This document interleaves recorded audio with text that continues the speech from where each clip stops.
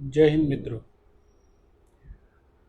આજની એક વિશેષ વાત એવી છે મિત્રો કે આપણા સમાજની અંદર જે પ્રશ્નને લઈને આપણે જે કાર્યક્રમ કરી રહ્યા છીએ, જે સામસામા સગાઈ અને લગ્ન કરે છે મિત્રો, આપણે ઘણી ફેરું જોયું છે સમૂહ લગ્ન આપણા સમાજની અંદર બહુ જ કરે, અન્ય સમાજમાં બી બહુ જ કરે છે। સમૂહ લગ્ન એક વસ્તુ વ્યવસ્થા એવી છે કે એના માટે આપણે દાતાઓ મળી જાય છે, પૈસા ખર્ચવા માટે બહુ બધા આપણા પરિવાર છે। પણ મારે એક આપણા સમાજને એક એવો નવો સંદેશ આપવો છે કે જે દીકરા અને દીકરીની સગાઈના પ્રશ્નને લઈને જે આપણે ચિંતિત છીએ, તો એના માટે શું કરવું જોઈએ। મારે સમાજને એક નવો સંદેશ એટલા માટે આપવો છે કે આપણા સમાજના ઘણા એવા પ્રતિનિધિ અને સમાજના સારા વ્યક્તિઓ એવી સંસ્થાઓ વિશે અને સમાજના સારા કાર્યકર્તા હોય એમના વિશે એવી કોઈ ટિપ્પણી કરે છે કે ભાઈ સંસ્થાઓ ઘણા એવા કામ કરે છે કે પૈસા લઈને કરે છે, તો એ મિત્રોને અને એ સમાજના શ્રેષ્ઠી વ્યક્તિઓને મારે એક સંદેશ આપવો છે। સમૂહ લગ્ન કરો છો એ બહુ સારી વાત છે, કે એવું નથી ખોટું કે સમૂહ લગ્ન નથી તમે કરતા, સમાજ માટે સારું ઉપયોગી છો, એ સારી વાત છે।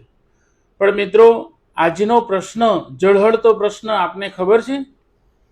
ન ખબર હોય તો યાદ કરાવું સાહેબ, કે એક દીકરાની સગાઈ કરવી હોય ને એટલે એમના વાલીને મળો તો જ તમને એમનો જવાબ મળે સાહેબ, નહીં કે 25-50 હજાર કે લાખ 2 લાખ રૂપિયા બગાડીને આપણે સમૂહ લગ્ન તો એમને કરી દઈએ છીએ, પણ સમૂહ લગ્ન સુધી પહોંચવા માટેની જે વ્યવસ્થા છે મિત્રો, સમૂહ લગ્ન સુધી પહોંચવાની જે વ્યવસ્થા છે ને એ જ બહુ કઠણ છે। કઠિન વ્યવસ્થા એટલા માટે કહું છું કે આજના સમાજની અંદર દીકરીને પાત્ર તો જો એવું મળી જાય છે, પણ દીકરા માટે કોઈ પાત્ર મળતું નથી। આ પ્રશ્નને લઈને આપણે ચિંતિત છીએ। તો આપણી સંબંધ સેતુ ચેરિટેબલ ટ્રસ્ટ છેલ્લા 15 વર્ષથી આ કાર્યક્રમ કરી રહી છે, અને કાર્યક્રમ કરવાની સાથે સમાજનું ધ્યાન પણ દોરે છે કે ભાઈ આપણે જે દીકરા અને દીકરીનું જે સામસામું કરીએ છીએ એ ન થવું જોઈએ, અને યોગ્ય પાત્ર મળે એના માટે દીકરા અને દીકરીનું ફોર્મ ભરી અને સમાજમાં જે કુરિવાજો છે એની સામે એક લડત કરી રહી છે। આજે હું મારા મિત્રોને એવું કહેવા માંગુ છું કે તમે બહુ સારું કામ કરો છો, એ સારી વાત છે, પણ સમાજની અંદર જે સંસ્થાઓ કાર્યક્રમ કરી રહી છે એને બિરદાવો નહીં તો કંઈ નહીં। નાની સંસ્થાઓ જે કાર્યક્રમ કરે છે બિરદાવો નહીં તો કંઈ નહીં, પણ એમના વિશે કોઈ ખરાબ ટિપ્પણી પણ ન કરો સાહેબ। તમે ઘણા મોટા હૈસો અને છો પણ, અને લગ્ન બી સારા જ કરો છો, સમૂહ લગ્ન કરો છો, અમને બહુ ગમે છે, પરંતુ જે સંસ્થા વિશે તમે અમુક શબ્દ બોલો છો એ યોગ્ય નથી। એટલા માટે કારણ કે જે વસ્તુ આપણે બોલીએ છીએ ને સાહેબ, એ રિયલમાં પરિભ્રમણ છે, એ શબ્દ ગુંજા કરે છે, લોકોને કંઈક ને કંઈક ચિંતિત કરી રહી છે। કારણ કે કોઈ બી માણસ જેવડો માણસ હોય એવડું કામ કરવા માટે રેડી છે। એવું નથી કે તમે બધા મોટા છો તો બધા મોટું જ કામ કરે, નાનો માણસ નાનું કામ કરે, મોટો માણસ મોટું કામ કરે, પણ એ સમાજના હિતમાં જ છે સાહેબ, સમાજ માટે જ છે। આજે તમે સમાજને પૂછજો કે આજના પરિવાર દીકરા અને દીકરીની સગાઈ કરવા માટે આ વાલીઓ કેટલા ચિંતિત છે, એમની સાથે દુઃખી પણ છે। સગા સંબંધીઓમાં વાત કરે, કાકા કુટુંબમાં વાતો કરે, મામા માસીમાં વાતો કરે, પણ રિયલમાં રિઝલ્ટ આવતું નથી। તો આપણી સંસ્થા છેલ્લા 15 વર્ષની અંદર સારા એવા કાર્યક્રમ કરે છે અને સારું એવું રિઝલ્ટ પણ લાવે છે। તો આનંદ અમને છે કે સમાજનું કંઈક ને કંઈક અમારાથી કામ થાય છે અને સમાજ માટે ઉપયોગી થાય છે। અમારા કામ કરવાની જે સિસ્ટમ છે, કદાચ અમારાથી ભૂલ થતી હોય તો તમે વડીલ છો, અમને કહી શકો છો કે આ નહીં ને આ કરાય, પરંતુ સમાજને તમે ગેરમાર્ગે દોરવાનો પ્રયત્ન કરો છો એ ન કરો તો વધારે સારું. આનાથી ઘણી સમાજને અસરો પણ થાય છે અને તકલીફો બી થાય છે.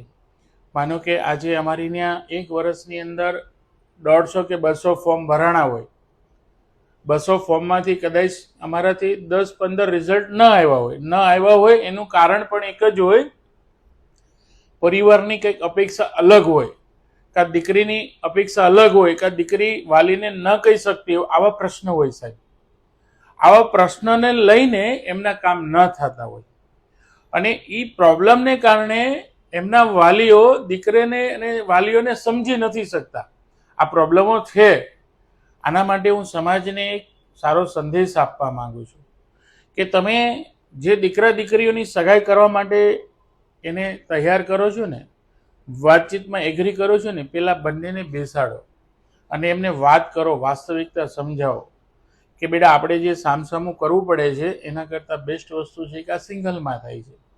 જો સામસામું કરીને સમાજને અને આપણા પરિવારમાં કંઈક દુઃખ ઊભું કરવું એ વસ્તુ યોગ્ય નથી. પણ કંઈક એવું વિચારો બેટા કે તમે આ સંસ્થાની માધ્યમથી આપને યોગ્ય પાત્ર મળે અને સિંગલમાં થાય તો સારામાં સારી વાત છે. હું જે કહેવા માંગુ છું મિત્રો, એ વાત એ કહેવા માંગુ છું, મને ઘણી ફેર આવા પ્રશ્ન આવતા હોય છે કે મુકેશભાઈ અમે 2 વર્ષથી આ ફોર્મ ભર્યું છે, 3 વર્ષથી આ ફોર્મ ભર્યું છે અને છેલ્લે એ લોકો ફોર્મ કાઢીને જતા પણ રહે છે. એટલે અમે એમને ફોર્મની પાછળ બતાવીએ છીએ કે એક દીકરાને અને એક દીકરીને મિનિમમ 50 થી 60 દીકરા અને દીકરીઓ બતાવી હોય, એ છતાંય રિઝલ્ટ નથી આવતો. મારા સાહેબ, હું આપને હાથ જોડીને એક નમ્ર વિનંતી કરું છું કે તમે 60 દીકરા અને 60 દીકરીઓ જે દીકરા દીકરીને બતાવવાનું થાય ને ત્યારે એમના વિચારો કરજો કે સવારથી સાંજ સુધી આ સંસ્થા કાર્યરત હોય અને યોગ્ય પાત્ર આપીને એ જોણ કરાવતી હોય છે અને છતાંય જો લોકો 60 દીકરા અને દીકરીઓ જોતા હોય તો આનું રિઝલ્ટ કેવું હોય છે સાહેબ? હા, આમાંથી નહીં નથી થતા. છેલ્લે લોકો કંઈક ને કંઈક બીજો ત્રીજો રસ્તો અપનાવે છે. રસ્તો અપનાવ્યા પછી કાં તો સામસામું કરે છે અને કાં દીકરીને એકલા કરી નાખે છે અને પછી દીકરાનું સિંગલમાં ફોર્મ ભરે છે. સિંગલમાં ફોર્મ ભર્યા પછી દીકરાની ઉંમર 35, 37, 40 વર્ષ થઈ જાય છે, છતાંય નથી થતું. આજે એ દીકરાના વાલીઓ બહુ ચિંતિત છે સાહેબ. એટલે મારે સમાજના સારા અગ્રણીઓ અને સમાજના પ્રતિનિધિઓને એક આહ્વાન કરું છું મિત્રો, હાથ જોડીને તમારાથી થાય એટલે હેલ્પ કરો પરિવારને, સમાજને, સારા વ્યક્તિઓ બનીને. નહીં કે સમાજને તોડવાનો પ્રયત્ન આજે ઘણી ફેર કોઈ વ્યક્તિ બોલીને કરે છે. આ ન કરો તો વધારે સારું સાહેબ. આટલી મારી વાત કરીને વાતને પૂર્ણ કરું છું. જય હિન્દ મિત્રો.